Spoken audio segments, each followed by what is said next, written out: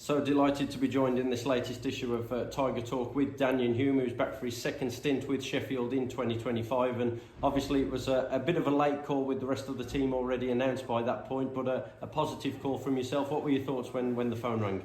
Oh mate, it's definitely what I needed.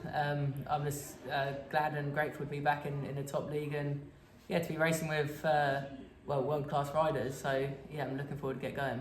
We're going to look forward shortly, but first of all, let's look back. We mentioned that spell that you've had with the club before. It was right at the back end of 2021. A couple of guest bookings led to you getting the reserve spot for the rest of the season. When you look back now, what are your memories on that time with the Tigers? Oh, they're definitely good times, and it's one of those things. I obviously haven't been back since, but I'm back now, and nothing ended like in bad terms or anything like that at all. It's just numbers and whatnot, but yeah, just glad to be back, and I'm really looking forward to this year. That was your first real dose of top flight speedway in this country as well. So what kind of things did you learn from that experience? Straight away you're thrown in at the deep end, so obviously the nerves are like kicking in and stuff like that. But now I feel like I'm more relaxed entering it and more mature, as they say. Yeah, like you say, you've got more experience under your belt, including 2023 with Ipswich as well. And obviously, Ipswich and Sheffield have grown that rivalry over the last few years. And you were a part of that grand final night at Ollerton as well. Unfortunately for yourself, you were on the wrong side in the end, but you must be able to see what that night meant to everyone and what the sport means to people in Sheffield. Exactly. That was a night to remember. Obviously, more so for the Sheffield fans. I think he even come here with a 18-point lead and threw it away, but it just goes to show like that connection they have and that drive for success, and to be part of it this year with a great team, and hopefully be in the same situation this year. They say every year's learning. It doesn't matter how many years you've been involved in the sport as well, and I think that was certainly the case for you in 2023 with the Witches. Like you say, plenty of positive performances for them down at reserve, and obviously there were a few nights you'd like to forget as well with a few mistakes here and there, but it's all kind of the process, isn't it? Exactly, yeah, every day's a school day. Even the top boys have already said the same thing.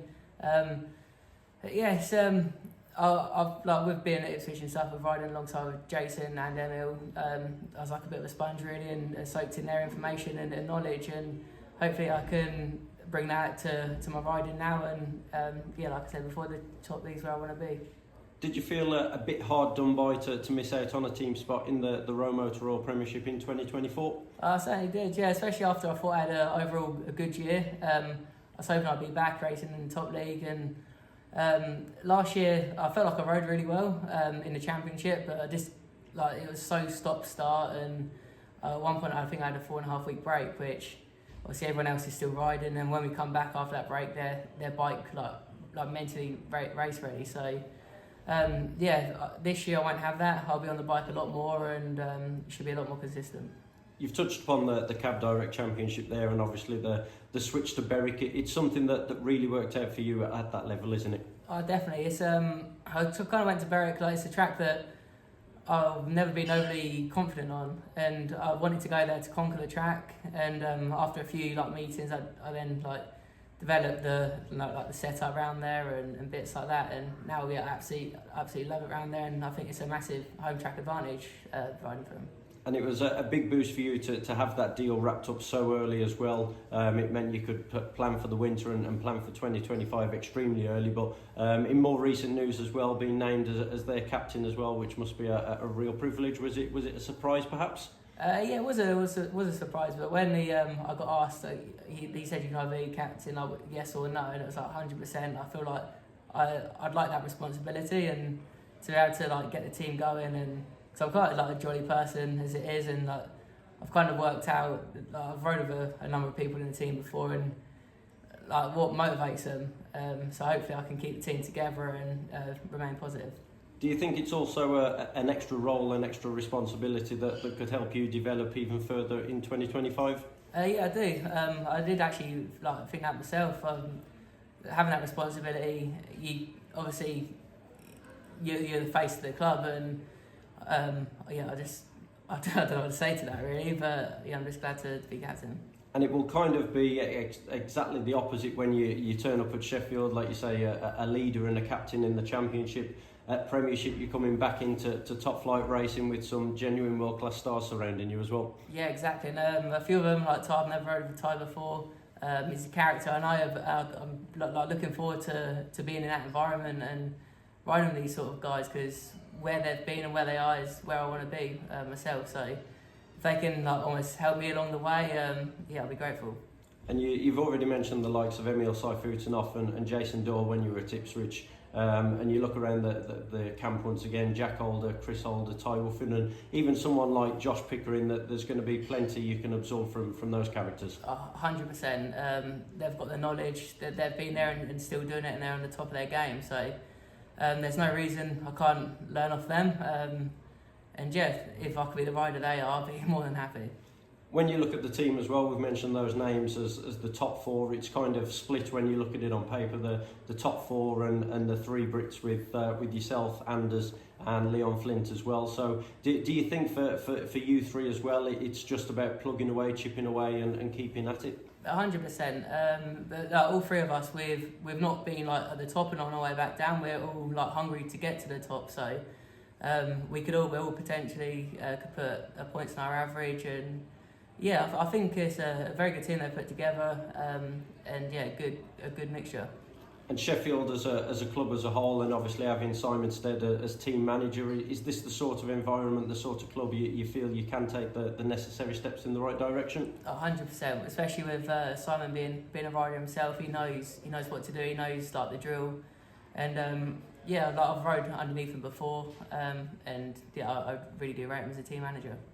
Looking at 2025 as a whole with Sheffield as well, and obviously it's looking at a very competitive Row Motor Oil Premiership with some big name riders coming back as well. How do you see the league shaping as a whole? I think it's great, and I'm looking forward to like being out on track with these riders and hopefully beating the oppositions. But yeah, it's a very strong league this year, and a lot of like big names are coming back, which is great, and it's what it needs. When you were at Ipswich as well in 2023 in particular, you were able to claim some scalps, particularly at Foxhall once you got dialed in and used to the track, weren't you? So something you're looking to obviously replicate as time goes by here at Ollerton? Yeah, exactly. It's one of those things, like once I'm like dialed into a track and like you're surrounded by that environment and you're racing these guys week in, week out, you're there with them, and it's only like a slight like mistake on the bike and you could be through. So there is no room for error, but yeah, like Ollington's a very, very like big racing track. So if you do like make a slight mistake, you can regain it. So yeah, looking forward to it. And as you'll be one of the first to admit as well, obviously you were not only racing in the number 6 position for Ipswich when you came in 2023, you'd have obviously liked more points, but a lot of riders say coming as an away riders to Sheffield is arguably more difficult than a lot of other tracks in British Speedway. Exactly, yeah, just because it's so big and like the straights are narrow. But it's once you're dialed in, it is a big like home track advantage. But then at the same time, like a lot of riders love it here. So yeah, it would just be nice to go out there and like take a few scalps. Having said that though, you'll have had plenty of time to prepare for that first batch of meetings as well. And I know you've been investing heavily in equipment and rejigging things once again as well. Exactly, yeah. Every year I try and like obviously stay on top of my equipment, buy more things to try and get up the ladder a bit quicker. Obviously it's at an expense, but I know where I want to be in the sport, and yeah, I'm not going to give up until I'm there. And it's going to be a slightly later start for Sheffield, with the meetings now not kicking in until April. That first one at home on Thursday the 3rd of April as well, at home to Birmingham in the league as well. Obviously a special one, Birmingham, a club that you had some real special memories with early on in your career, but also it's the sort of meeting you want to make an instant impact on your return to the club. Exactly, yeah. No, like this year they've put together a very strong team, so yeah, I've had good memories with Birmingham, and yeah, there's been a few other clubs now. Just because I'm getting a bit older, but no, yeah, I just want to get on the bike, and I'm not really too worried who I'm up against. A win is a win. And as part of this Sheffield team, we've already mentioned the names, but what are your realistic ambitions? Where would you like to be if we were sat here this time next year, reflecting on 2025?